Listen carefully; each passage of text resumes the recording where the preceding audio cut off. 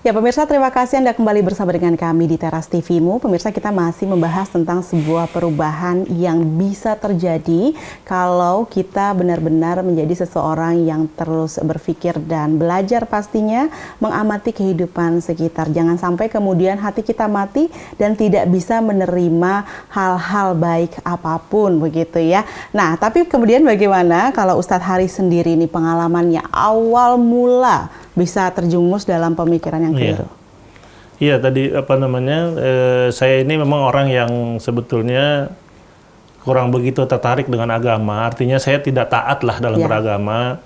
Bahkan ibadah sholat saya aja harus dipaksa betul gitu. Harus saya sholat.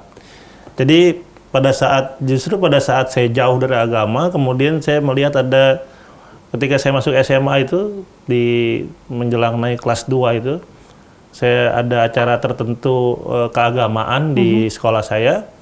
Saya bertemu dengan guru matematika saya.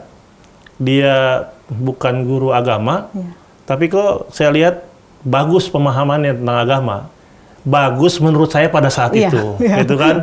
Sehingga saya jadi tertarik juga dan saya mulai mau berdialog. Justru saya yang mau berdialog sama guru saya ini. Gimana caranya? Kok seperti ini? Ya sampai saya ditanya agama saya apa Islam, saya bilang Islam. Kemudian juga sholat ya kadang-kadang sholat lah ya kan, karena memang saya orang Betawi gitu kan. Harusnya sih kerjaannya sembahyang sama ngaji. Harusnya kan. Itu udah jadi kerjaan ya. Ini masih kadang-kadang. Nah dari situ kemudian ada dialog-dialog cukup lumayan lama lah, sampai pada titik di mana saya ditawarkan, kamu mau memahami agama lebih dalam? Ya saya bilang mau lah saya. Ya kalau gitu nanti ikut saya. Tapi nggak hari itu. Kemudian dijanjikanlah sampai pada hari tertentu saya ikut. Dan kemudian saya masuk bertemu dengan beberapa orang, sekitar ada 50 orang yang juga direkrut dengan tujuan yang sama. Ya kan, sehingga kita masuk ke fase di mana ada training selama 3 hari itu dengan doktrin yang sangat ekstrim menurut saya. Ya kan, sampai pada akhirnya disitulah saya merasa bahwa saya baru Islam. Ya kan, saya lama ini saya pikir saya baru Islam, saya dibuktikan dengan dialog-dialog itu, kamu Islam, iya, kapan masuk Islamnya, misalnya gitu kan. Saya bilang, iya dari lahir saya Islam. Bagaimana cara masuk Islamnya? Kamu pernah bersahadat? Ya saya bilang, saya sahadat sering, bukan sahadat untuk masuk Islam, maksudnya gitu kan. Saya bilang, saya belum pernah. Nah, di situ kan mulai saya bersahadat, saya merasa baru saya Islam. Kemudian dampaknya adalah dampak negatifnya pada saat ketika itu juga saya menganggap bahwa semua orang yang tidak ikut proses sebagaimana saya dan tidak sekelompok dengan saya itu bukan Islam, meskipun dia Islam. Ya, apalagi yang non Muslim lah ya. Yang Islam saja kalau tidak jelas saya anggap tidak Islam. Itu adalah cikal bakal di mana kemudian saya masuk dalam pemahaman agama yang salah. Saya bukan katakan agamanya yang salah, tapi ada penyimpangan pemahaman yang salah, yaitu pemahaman yang ekstrim, pemahaman yang sekarang mungkin lebih dikenal dengan kata radikal, gitu kan, yang dalam bahasa hadis Rasulullah menyebutkan orang yang tasyaddud, orang yang sangat berlebihan keras dalam memahami agama. Melampaui batas. Dan itu Rasulullah mengatakan wala yasaddad dina. Kamu jangan berlebihan di dalam memahaminya. Tapi saya justru menjadi orang yang ketika saya mulai mau belajar Islam, itu saya pahami Islam itu dengan cara yang sangat keras. Padahal sebelumnya saya nggak termasuk orang yang nggak konsen dalam belajar agama. Jadi itu awal. Sebenarnya karena merasa terlahir kembali, merasa terakui. Nah ini bisa jadi satu hal yang artinya membuat seseorang semakin yakin gitu dan semakin nyaman pada satu kelompok atau tempat ketika dirinya terakui. Iya, paling karena saya merasa betul bahwa saya baru lahir di usia itu, saya baru lahir sebagai seorang Muslim yang tahu Islam. Memang setelah itu saya rajin sholat sudah.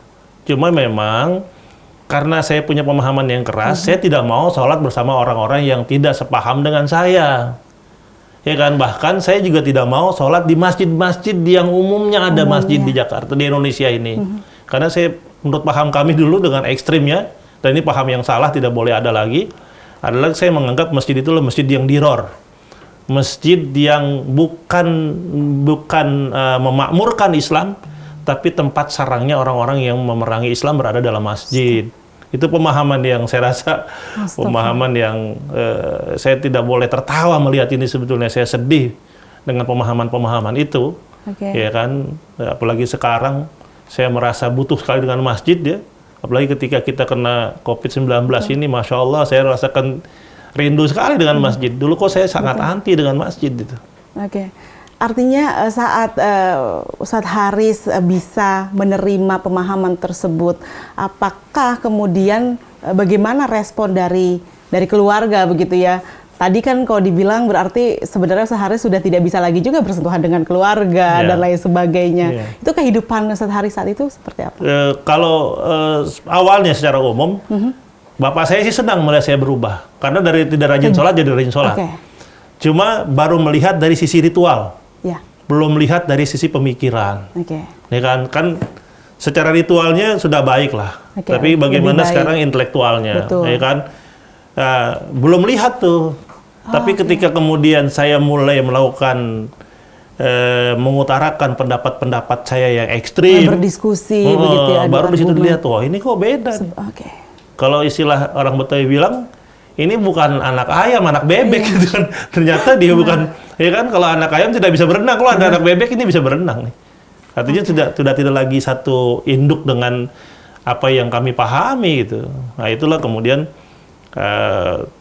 memang kalau bapak saya pasif gitu kan, ya mulai dari keluarga, kakak dan sebagainya, melihat perubahan-perubahan ini perubahan yang bahaya sebetulnya. Berarti dari awal Ustadz direkrut, bisa juga kemudian sampai akhirnya tadi kalau sampai ada aktivitas untuk adu argumen atau memberikan pendapat begitu, ada proses dalam menyampaikan untuk merekrut juga. Iya, ada. Saya sama semuanya, nilainya saja yang berbeda, semua sama. Setelah saya dipahamkan, kemudian menjadi jiwa saya, nggak makan waktu yang panjang, hanya sekitar 2-3 minggu, saya sudah punya kewajiban untuk, kalau mereka selalu menyebutkan kalimat balighu anni walau ayat, ya, karena saya harus menyampaikan meskipun satu ayat. Apa yang saya sudah dapat ini harus saya sampaikan secara terbuka kepada siapapun, kepada siapapun. Jadi saya nggak lihat lagi orang ini, siapa orang tua, kakak, guru saya, siapalah orangnya, saya punya keyakinan kamu harus ikut saya. Kalau enggak, kamu kafir. Baik.